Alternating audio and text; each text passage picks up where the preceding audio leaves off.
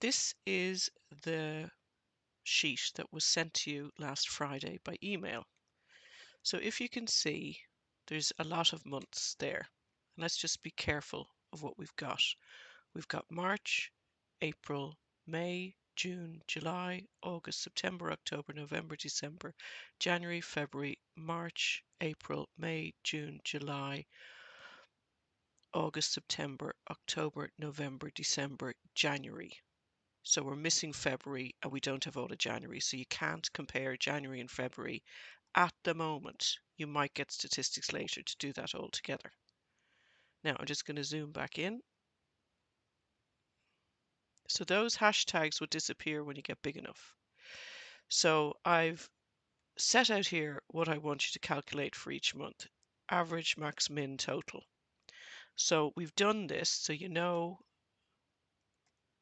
to type equal average, open the bracket, and then I'm scrolling up with my mouse. This is why I find it hard to do this without a mouse. And I'm going to grab that list. But if you look, there's 31 days. So if we're going to copy this and cut out a bit of work we're doing, we need to go all the way down. Okay, so B2 to B32. The maximum number of days in a month is 31. And then,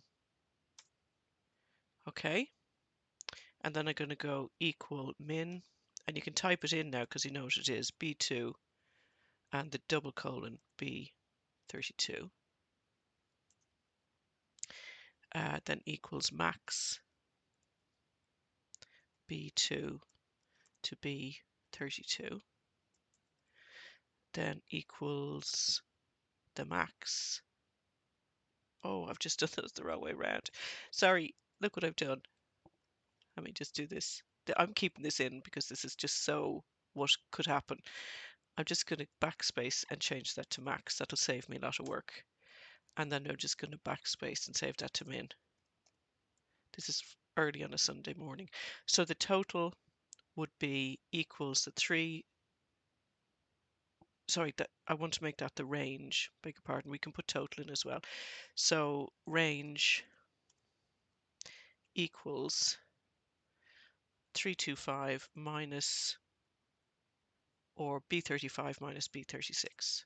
Okay, and the total cases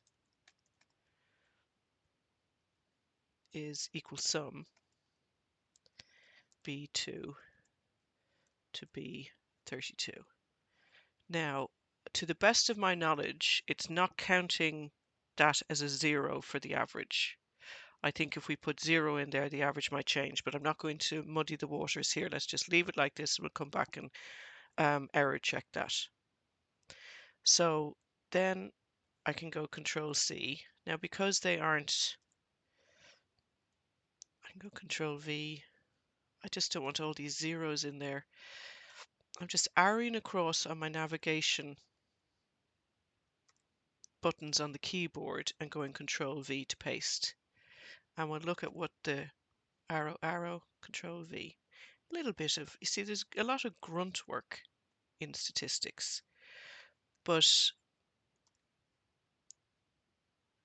now, as I'm doing this, I'm just going arrow, arrow, Control V, arrow, arrow, Control V, arrow, arrow, Control V. We're nearly there. You could have dragged it, but you would have columns of zeros screaming at you, and you'd have to go. Well, I personally would have to go back and delete them because it bugs me. But I suppose you could just, if you can tolerate. Now, I'm not going to do January because we don't have complete figures. And I'm just going to just randomly check. So if I go F2 on the keyboard there, you can see it's doing that correctly. Okay.